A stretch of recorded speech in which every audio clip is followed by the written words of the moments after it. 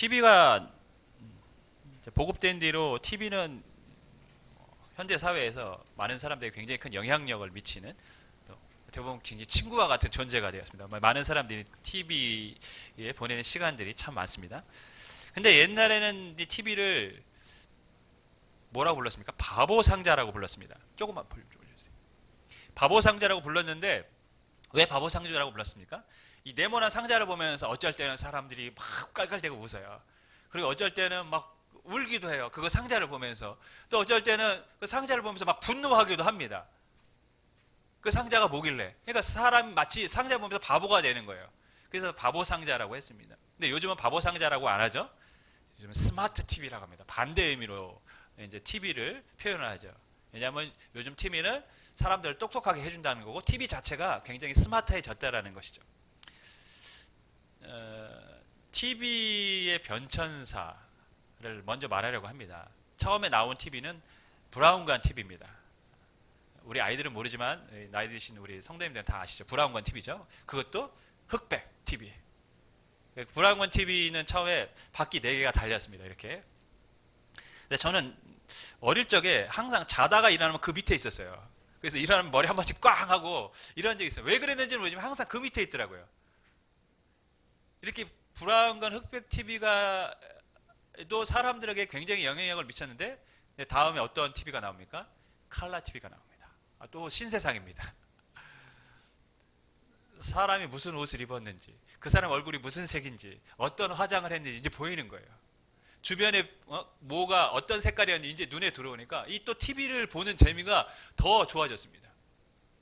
그런데 이 칼라 TV도 역사 속으로 사라집니다. 디지털 세대가 되면서 디지털 TV들이 막 등장합니다. 그래서 뭐 PDP, 그다음에 LCD, 요즘 LED, 그다음에 최근에 뭡니까? OLED 이런 식으로 TV가 계속 발전을 해요.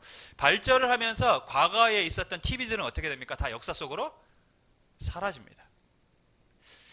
그 전에는 혁신적이고 굉장히 대중에게 인기를 끌었던 것들이지만 새로운 것이 등장하면서부터 그것들은 옛날의 것들은 그냥 이제는 사용하지 않는 것들이 됩니다.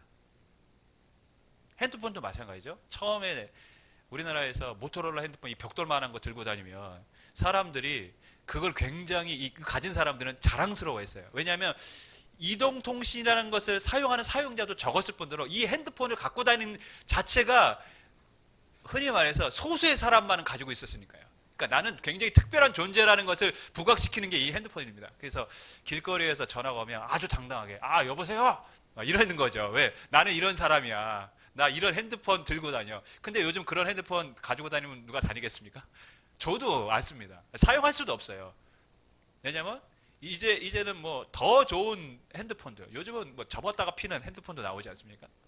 그 정도는 돼야 자랑할 만한 시대가 되었어요. 그러면서 새로운 것들이 끊임없이 나오면서 과거의 것들은 어떻게 됩니까? 무용지물이 되는 거예요. 사용하지 않는 것들이 됩니다. 새로운 것이 등장하면 과거는 역사 속에서 서서히 사라져갑니다.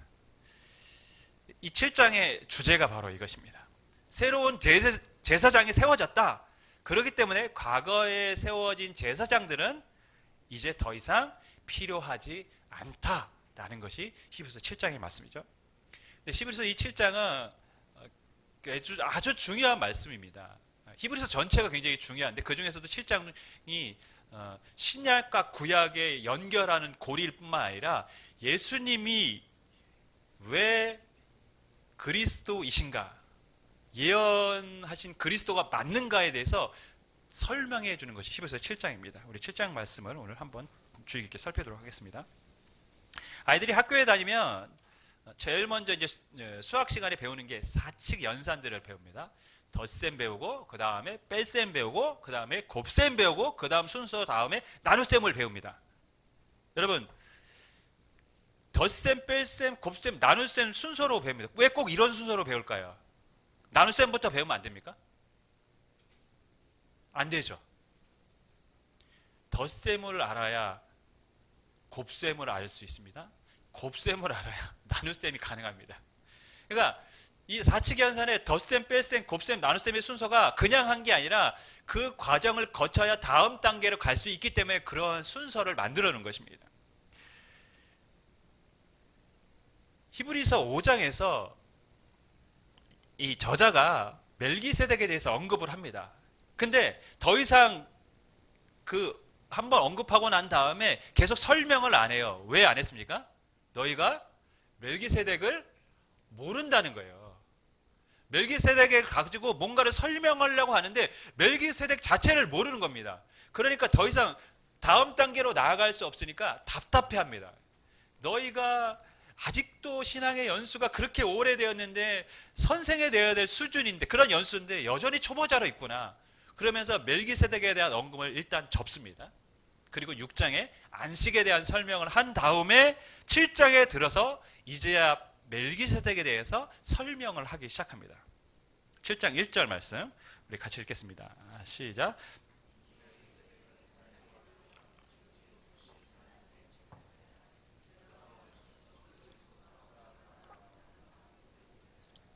멜기세덱에 대해서 설명을 합니다. 창세기의 말씀을 가지고 와서 멜기세덱이 누군지 아느냐 하면서 멜기세덱은 아브라함이 조카 롯을 구하러 가죠. 조카 롯이 여러 왕들에게 끌려갔기 때문에 그래서 아브라함이 집에서 기르는 318명의 사병일 수도 있고 종일 수도 있는데 그 사람들을 데리고 롯을 구하러 갑니다. 그래서 전쟁에서 승리하고 롯을 데리고 옵니다. 데리고 오는 길에 아브라함을 영접한 사람들이 있어요. 소돔왕하고 살렘왕입니다. 그 중에 하나가 살렘왕 멜기세덱입니다. 그러면서 이 멜기세덱에서 아주 중요한 정보를 제공하죠. 첫 번째, 멜기세덱은 살렘왕이며 지극히 높으신 하나님의 제사장이었다. 그는 뭐라고요? 왕이며 제사장이었다. 구약에서 왕이며 제사장인 존재는 없습니다.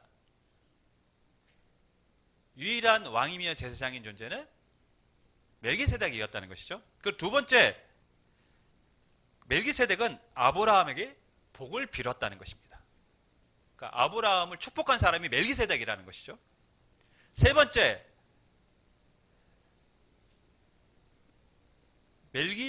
아브라함은 멜기세덱에게 자기가 얻은 전리품의 10분의 1, 즉 11조를 멜기세덱에게 주었다는 것입니다. 드렸다는 것입니다. 그러면서 창세기에 기록된 내용을 설명하면서 멜기세덱이 하나님의 아들 예수님과 닮은 점에 대해서 설명을 하기 시작합니다. 첫 번째가 뭡니까? 첫 번째 질문이죠. 멜기세덱과 하나님의 아들 예수님과 닮은 점은 왕이며 제사장이라는 것이죠. 성경에서 아주 중요한 부분이죠. 예수님은 왕이시며 제사장입니다. 이 부분은 우리가 마태복음에서도 계속 설명되었던 부분이기 때문에 예수님은 왕이시며 제사장으로 오셨습니다. 그렇기 때문에 왕이며 제사장이었던 멜기세덱의 계승한 제사장이 되었던 것이죠. 두 번째 공통점이 있습니다. 3절에서 설명합니다. 3절 말씀 같이 읽습니다. 시작.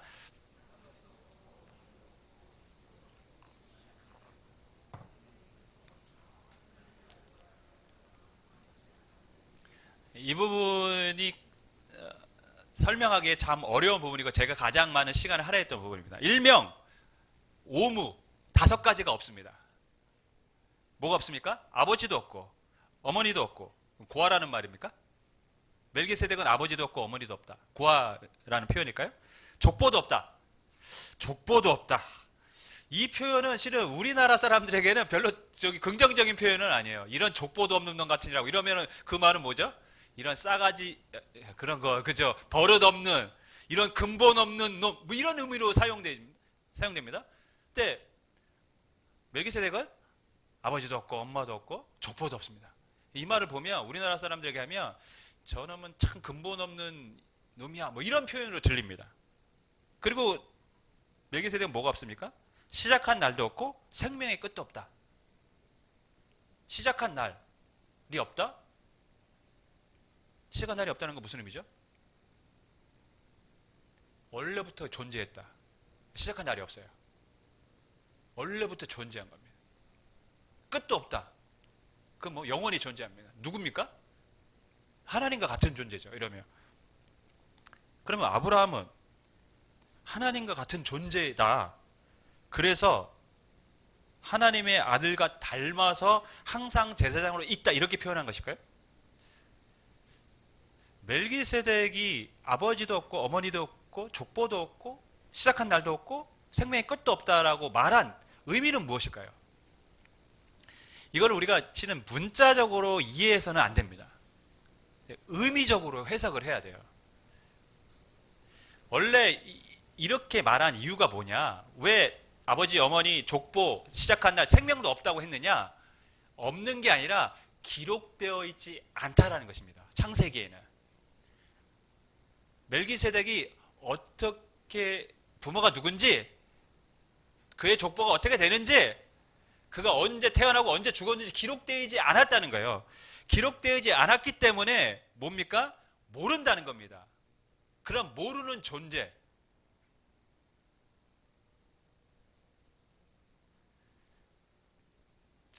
생명의 시작도 끝도 알 수 없는 존재. 의미적으로 그렇다는 거예요. 실제로 그렇다는 게 아니라, 이해하셨죠?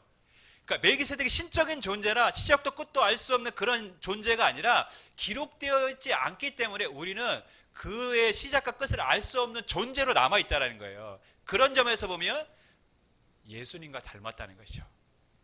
예수님은 실제로 시작도 알 수 없고 끝도 알 수 없는 영원한 존재이기 때문에 의미적으로 닮았다는 것이죠. 그럼 여기서 이런 생각을 갖습니다. 아니 그러면 저자가 이 성경의 기록을 너무 자의적으로 해석한 것이 아닌가? 그런 생각이 들 수도 있어요. 여기 하나님의 아주 중요한 섭리가 있음을 실은 말하고 있습니다. 두 남녀가 이제 소개팅을 갔는데 어느 공원에서 남자가 내가 어느 옷을 입고 어떤 가방을 메고 또 손에는 신문지를 들고 있겠다 이렇게 말을 합니다. 그게 말을 해야 찾을 수가 있겠죠. 그냥 나는 양복을 입고 있습니다. 이러면 그 남자가 누군지 압니까? 알 길이 없잖아요. 그러니까 그 사람이 누군지를 내가 만나야 될 남자가 누군지를 설명하기 위해서는 내가 어떤 옷을 입었고 어떤 가방을 메고 있고 손에 뭐가 있고 이런 특징들을 하나하나 말해줘야 만나는 상대방이 찾을 수가 있습니다. 성경에는 예수님이 이 땅에 그리스도 메시아로 구원자로 오신다는 것에서 계속해서 설명을 했습니다. 어떤 면에서 보면 저는 이렇게 표현하는데요. 퍼즐을 맞추듯이 부분 힌트를 주셨어요. 하나님이. 어쩔 때는 이런 힌트, 어쩔 때는 저런 힌트. 예를 들면 하나님은 어린 양입니다. 예수님은 다윗의 후손으로 오십니다. 메시아는. 예수님은 대제사장과 같은 역할을 합니다. 이런 식으로 막 주셨어요. 그래서 나중에 그 퍼즐이 딱 맞춰질 때 누군지 아는 겁니까? 아, 그분이 예수님이라는 걸 이제 알게 되는 거죠. 그 중에 하나님이 우리에게 예수님이 누구이신지 알도록 하신 것 중에 하나가 예수님은 멜기세덱의 반차를 따르는 제사장이라는 것입니다. 멜기세덱을 계승한 제사장, 즉 왕이며 제사장과 동시에 멜기세덱처럼 시작도 끝도 알 수 없는 존재라는 것이죠. 그러니까 성경이 왜 멜기세덱에 대해서 창세기에 부모도 족보도 태어난 날도 죽음도 기록하지 않았을까요? 그건 우연이 아니라는 것입니다. 하나님께서 이 창세기에 멜기세덱에 대한 얘기가 나오고 멜기세덱을 따르는 제사장이 온다라는 것에 대해서는 시편에 기록이 되어 있습니다. 아주 오랜 시간이 지난 다음에 다시 메시아에 대한 예언이 있는데 그 메시아가 그러한 존재라는 것을 우리에게 알도록 하기 위해서 기록하지 않은 것이죠. 멜기세덱은 시작도 끝도 알 수 없는 존재야.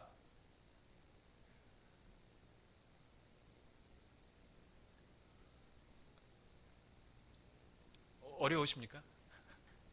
이해하셨죠? 실은 제가 이 부분을 준비하는데 가장 많은 시간이 걸렸어요.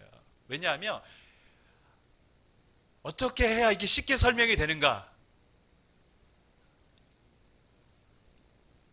표정들을 보는데 제가 이게 안 건지 모르는 건지 지금 몰라가지고 지금 여기서 지금 머뭇거리고 있습니다.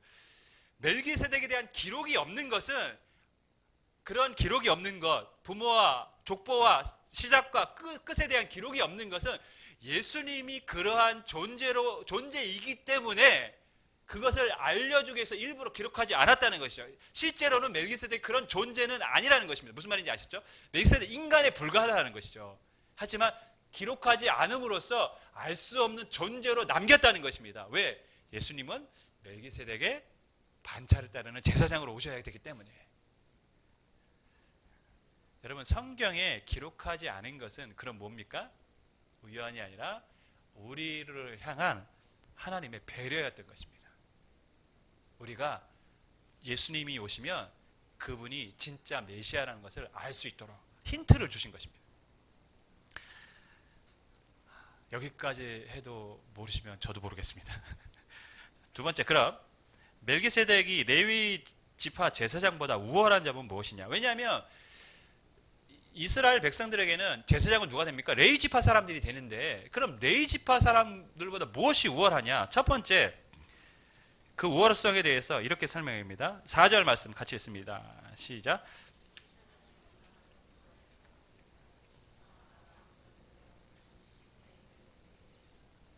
얼마나 높은지 그 중에 하나가 뭐냐? 아브라함이 자기가 노력한 그 전리품의 10분의 1을 누구에게 줬다고요? 멜기세덱에게 주었다는 것이죠. 원래 이스라엘의 11조 제도는 이스라엘 백성들이 소득의 10분의 1을 누구에게 줍니까? 레위인에게 줘요. 그리고 레위인은 그 10분의 1을 누구에게 줍니까? 제사장들에게 줘요. 그러면 레위 지파와 제사장, 제사장도 레위 지파니까요. 제사장들은 왜 백성들의 10분의 1을 받았을까요? 가나안 땅을 분배받을 때 12지파들은 땅을 다 분배받지만 레위 지파들은 분배를 받지 않아요. 그리고 레위 지파들에게는 하나님이 이스라엘 백성들이 낸 11조를 가지고 생활하게 하였습니다. 왜냐하면 하나님의 일에 전념하도록 하기 위해.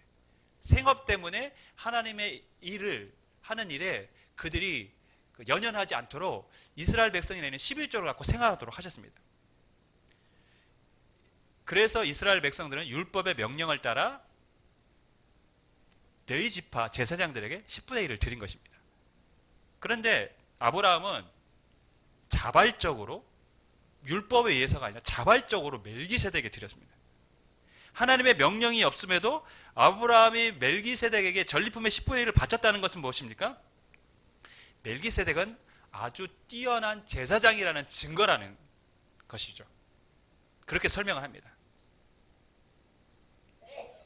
아브라함은 멜기세덱에 하나님의 명령하지 않았음에도 10분의 1을 바쳤다. 그것은 그가 아주 위대하고 뛰어난 제사장이었기 때문이다 라고 설명을 합니다. 그리고 그 증거로 또 뭘 얘기합니까? 멜기세덱이 아브라함을 뭐 했기 때문입니까?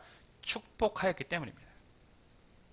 여러분, 우리는 요즘 이제 좀 평등한 시대니까 축복한다라는 말을 자주 합니다. 우리 옆 사람에게 이렇게 인사합니다. 내가 당신을 축복합니다. 이렇게 인사하겠습니다.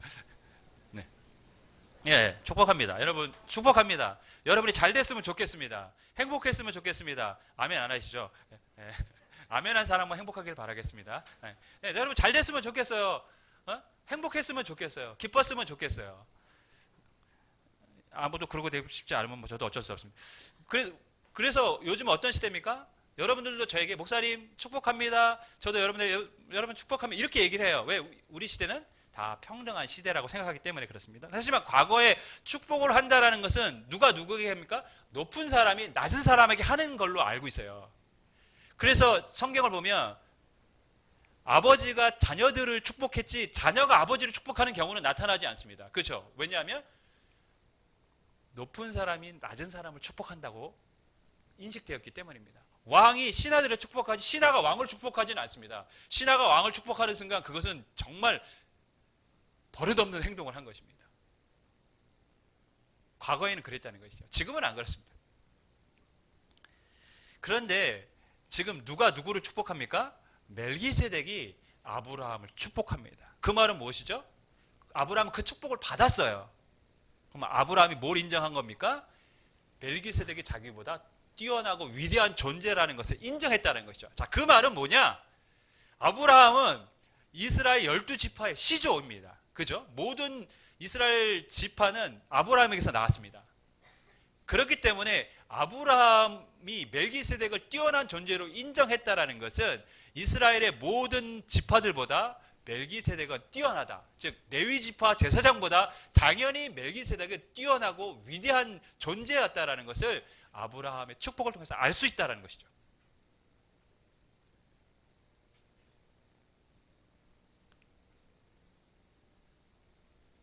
그것이 우리가 무슨 상관입니까? 이렇게 말할 수 있겠지만 히브리서의 저자는 유대인 그리스도에게 이 부분이 굉장히 중요하다고 말합니다. 왜냐하면 멜기세덱도 그렇게 위대한 제사장이었는데 중요한 것은 뭐냐? 그 멜기세덱 말고 하나님이 또 다른 새로운 제사장을 세우셨다는 것입니다. 레위지파 제사장도 유대교에서 그렇게 뛰어난 존재인데 그 레위지파 제사장보다 뛰어난 존재가 멜기세덱 제사장이었는데 하나님은 그거보다 더 또 다른 존재의 제사장을 약속하셨다는 것이죠. 17절 말씀 우리 같이 읽겠습니다. 시작.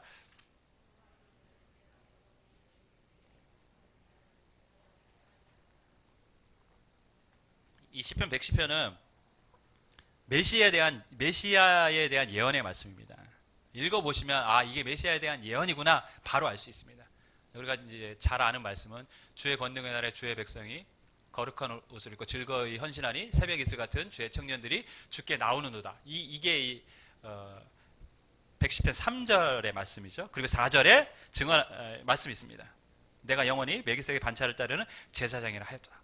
메시아가 오는데 메시아 시대가 도래하는데 그 메시아는 누구냐? 멜기세덱의 반차를 따르는 제사장이라 하였다는 것이죠. 새로운 제사장이 올 것이라고 하나님은 약속했다는 것입니다. 그럼 새로운 제사장이 세워졌다는 것은 무엇이냐? 중요한 의미를 담고 있습니다. 첫 번째,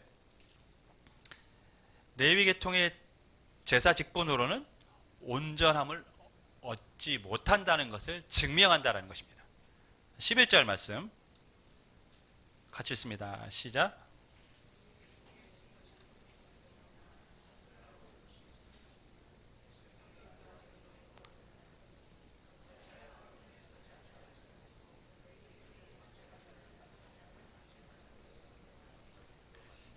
레위 계통의 제사 직분으로 말미암아 온전함을 얻을 수 있었다며, 즉 레위 지파 제사장들이 드린 속죄 제사로 우리가 다 온전해질 수 있었다며 하나님이 또 다른 제사장을 세울 필요가 없었다는 것이죠. 무슨 말입니까? 그럼 그들의 제사를 통해서 우리는 온전함을 얻을 수 없었다는 것입니다. 핸드폰 청소기가 막 이렇게 새롭게 이제 요즘 뭐 개발이 되고 사람들에게 이제 사용이 됩니다. 그런데 여러분, 어떤 사람이 이제 더 이상 발전할 수 없는 핸드폰입니다. 이것은 청소기입니다. 라고 말했어요. 그래서 막 홍보를 했어요. 이거 이상의 핸드폰은, 이것 이상의 청소기는 이제 나오지 않을 겁니다. 했는데, 그러면 진짜 그러려면 어떻게 됩니까? 더 이상 새로운 게 안 나와야죠. 근데 다음에 광고를 하는데 또 다른 제품을 만들면서 여러분 그것보다 더 뛰어난 제품이 나왔습니다 하면 그 전에 말했던 건 뭡니까? 틀린 말이죠. 광고를 할 때는 이거 이상의 물품은 없습니다 했는데 나중에 보니까 또 다른 제품을 만들고 그것보다 더 뛰어난 겁니다 이렇게 설명을 한다면 그것은 이전에 게 가장 완전한 것은 아니었다는 것을 우리가 알게 되는 것이죠. 무슨 말씀이냐면 새로운 제사장이 세워졌다는 것은 이전의 제사장은 완전한 존재가 아니었다는 것입니다. 제사장들이 속죄 제사를 드렸지만 그 속죄 제사를 가지고는 모든 사람을 깨끗하게 할 수 없었다는 것이죠. 그럼 그 제사장들이 드렸던 제사는 어떤 의미가 있습니까? 그것도 하나의 퍼즐입니다. 퍼즐. 짐승의 피를 뿌려서 속죄의 제사를 합니다. 퍼즐이에요. 그럼 우리는 누구의 피로 깨끗하게 됩니까? 나중에 예수님의 피로 깨끗하게 될 거라는 하나의 퍼즐로 하나님이 우리에게 주신 것입니다. 하나님의 또 다른 표시. 메시아가 오시고 그분의 사역을 통해서 구원을 얻게 되는데 그것이 무엇인지를 우리가 예측할 수 있도록, 추측할 수 있도록 깨닫게 해주신 하나님의 표시였던 것이죠. 자, 두 번째, 새로운 제사장이 세워졌다는 것은 율법이 폐하여졌다는 의미이기도 합니다. 12절 말씀 같이 읽습니다. 시작. 18절. 전에 있던 계명은 연약하고 무익함으로 폐하고, 이렇게, 즉 율법도 바꿔야진다. 계명은 연약하고 무익함으로 폐하여진다. 자, 율법에 의해서 제사장들이 세워졌어요. 그죠? 율법에 의해서 제사 제도가 있었습니다. 근데 그 율법을 따르지 않는 새로운 제사장이 세워졌어요. 그 말은 뭐냐면 이제 율법을 따르지 않는 새로운 제사장이 왔기 때문에 그 율법도 이제 끝났다는 것입니다.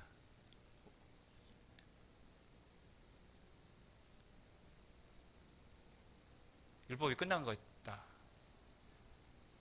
율법을 대신할 또 다른 하나님의 속죄 사역이 시작된 것입니다. 짐승의 피가 아닌 뭡니까? 그리스도의 피로 구속받는 그런 시대, 율법을 지킴으로가 아닌 믿음으로 구원을 받는 그런 새로운 시대가 시작되었음을 말씀하고 있는 것이죠. 여러분, 율법은 어떤 면에서 보면 모델하우스 같아요. 여러분, 모델하우스는 분양할 아파트나 이런 거를 거의 실물처럼 이렇게 만들어 놓은 거죠. 안에 들어가면 어떻습니까? 아주 잘 해놨습니다. 근데 아주 잘 해놓을 수밖에 없어요. 왜 그렇습니까?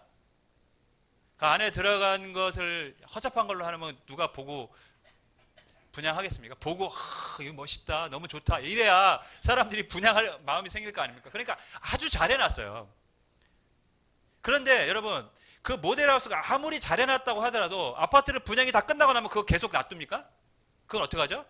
없어요. 철거하는 겁니다. 분양이 끝나면 끝이에요. 아파트가 지어지면 끝입니다. 율법에 기록된 제사장 직분과 제사 제도가 바로 이런 것입니다. 새로운 진짜 실체가 오면 그 이전의 것도 뭡니까? 모델하우스처럼 보여준 겁니다. 이런 거야. 주님의 구원의 사역은 이런 거야 라고 모형을 보여줬을 뿐이지 실체가 아니라는 것이죠. 그런데 실체가 와서 그것을 완성하고 나면 이 모형들은 어떻게 된다는 겁니까? 다 없어진다는 것이죠. 필요가 없다라는 것입니다. 그래서 구약의 제사 제도는 필요가 없어요. 여러분, 우리가 속죄받기 위해서 여전히 짐승의 피를 흘려야 됩니까? 야, 그러면 정말 도대체 가난한 사람은 어떻게 속죄를 받습니까? 매번 짐승의 피를, 짐승을 잡아서 바쳐야 된다면. 이단 중에요, 6월절을 반드시 지켜야 된다고 말하는 사람들이 있어요. 그래야 구원을 받는다. 근데 그 사람들은 성경을 너무 모르는 거예요. 결국에는 완성된 것이 왔으면 6월절은 예수님의 죽음을 어린 양의 피로 구원을 받는다는 예표일 뿐이죠. 그거는 예표일 뿐입니다, 여러분. 그죠? 그런데 그 예표가 아닌 실체가 와서 6월절 어린 양으로 예수님이 십자가에 죽으셨어요. 그러면 과거의 것은 뭡니까? 이제 폐하여진 것입니다. 더 이상 지킬 필요가 없는 거예요. 왜? 완성된 게 왔기 때문이죠. 그런데 여전히 이단들은 구약에 보면 6월절은 영원히 지킬 규례다 했으니까 영원히 지켜야 된다고 했기 때문에 이거는 지금도 지켜야 된다고 말하고, 이것을 지키지 않는 현대 교회들은 구원이 없다라고 말을 해요. 성경을 너무 모르는 거죠. 모르니까 또 혹하는 겁니다. 여러분, 예수님께서 구약의 모든 속죄 사역을 십자가 위에서 완성하신 줄 믿습니다. 완성하신 것입니다. 그러니까 율법은 이제 폐하해졌다고 설명을 한 것이죠. 네 번째, 레위 지파와 제사장보다 그럼 예수님이 우월한 점은 뭐냐? 새로운 제사장 예수님이 세워졌는데 그럼 예수님이 레위 지파보다 우월한 것은 뭐냐? 첫 번째, 예수님은 영원한 제사장이 되셨다는 것입니다. 자, 24절, 25절 우리 같이 읽습니다. 두 절 시작.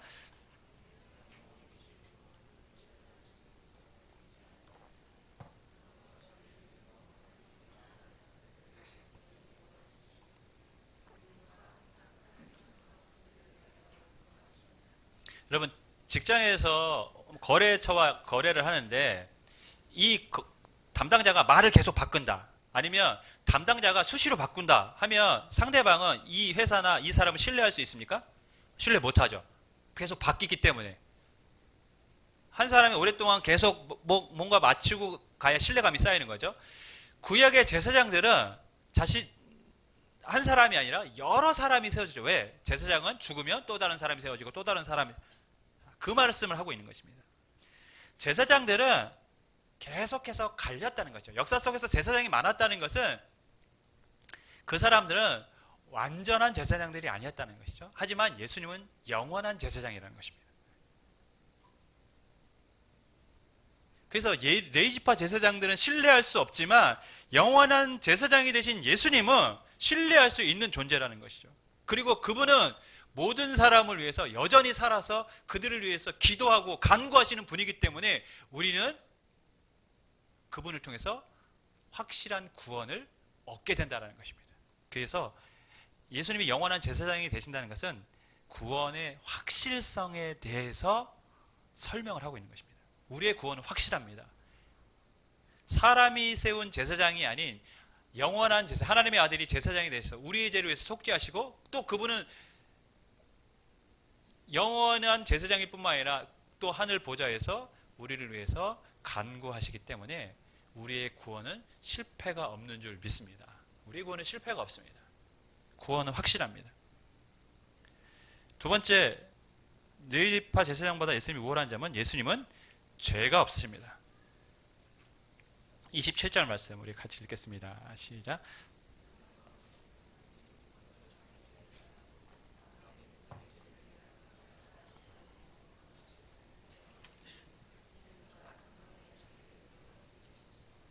제사장들은 속죄 제사를 하기 전에 반드시 해야 될 먼저의 과정이 있습니다. 그것이 뭐냐면 레위지파 제사장들은 자기의 죄를 먼저 속죄를 한 다음에야 백성들을 위한 속죄 제사를 드릴 수가 있었어요. 왜냐하면 자신들도 죄인이었기 때문이죠. 그리고 그 자신을 위한 속죄 제사를 한 번에 끝내는 게 아니라 백성들에 대한 속죄 제사를 1년마다 드렸기 때문에 그럼 최소한 제사장도 어떻습니까? 자신을 위한 속죄 제사를 매년 드려야 되는 거예요. 최소한 매년 한 번씩. 왜? 연약하기 때문에, 죄인이기 때문에. 그런데 예수님은 그럴 필요가 없으시다는 것이. 왜? 죄가 없으시기 때문에. 단 한 번의 제사만으로 족하다는 것입니다. 그 단 한 번의 제사가 무엇입니까? 단 한 번의 희생 제사가 무엇이죠? 자신이 제물로 친히 희생 제사를 드린 그 십자가를 말하는 것입니다. 더 이상 또 다른 제사는 필요가 없다. 왜?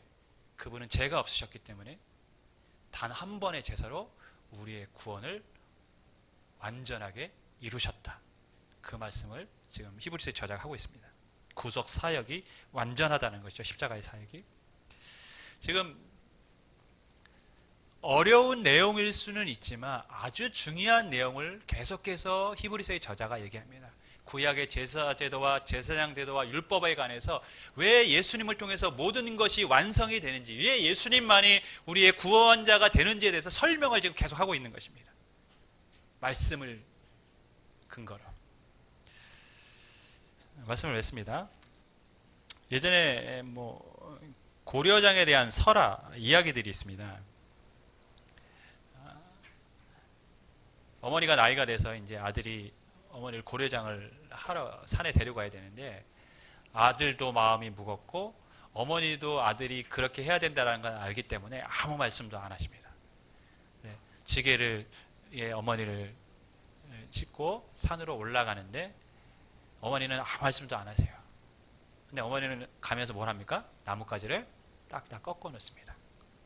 산속 깊은 곳에 올라갔습니다. 아들이 너무 어머니에게 미안한 마음이 들죠. 미안한 뿐만 아니라 너무 죄송한 마음이 듭니다. 근데 어머니에게는 어머니 저녁밥 갖고 올게요. 기다리세요. 이러고 내려갑니다. 그때 엄마가 뭐라고 얘기합니까? 해가 어두워져 가니까 길을 모르겠으면 내가 나뭇가지를 꺾어놨으니까 그거 보면서 찾아가라고. 어머니는 무엇을 걱정합니까? 자신을 버린 아들을 원망하는 것이 아니라 아들이 산속에서 캄캄할 때 길을 잃을까봐 바로 집에 찾아가기를 염려했던 것이죠. 인간은 죄인입니다. 하나님을 떠났습니다. 하나님을 버렸습니다. 그런데 하나님은 그 인간이 하나님께로 다시 돌아오기를 기대하십니다. 그래서 성경에 여러 가지 퍼즐들을, 여러 가지 말씀들을 계속해서 기록하셨고 예수님이 어떻게 오신 것인가에 대해서 우리에게 알도록 하신 것이죠. 어머니가 나뭇가지를 꺾어놔서 집으로 돌아가는 길을 표시했듯이 하나님은 성경 안에서 우리가 하나님께로 돌아올 수 있도록 많은 표시들을 하고 계신 것이죠. 그것이 바로 예수님이 멜기세덱의 반차를 따르는 제사장으로 오실 것이라는 것이죠. 왜 그렇게 하셨을까?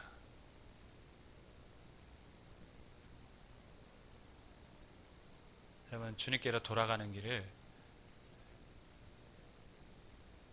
분명히 하나님이 보여주셨고 그렇게 예수님이 오셨는데도 모를까봐 행여나 깨닫지 못할까봐 하나님은 자신을 버린 인간을 향해서 여전히 사랑하는 마음으로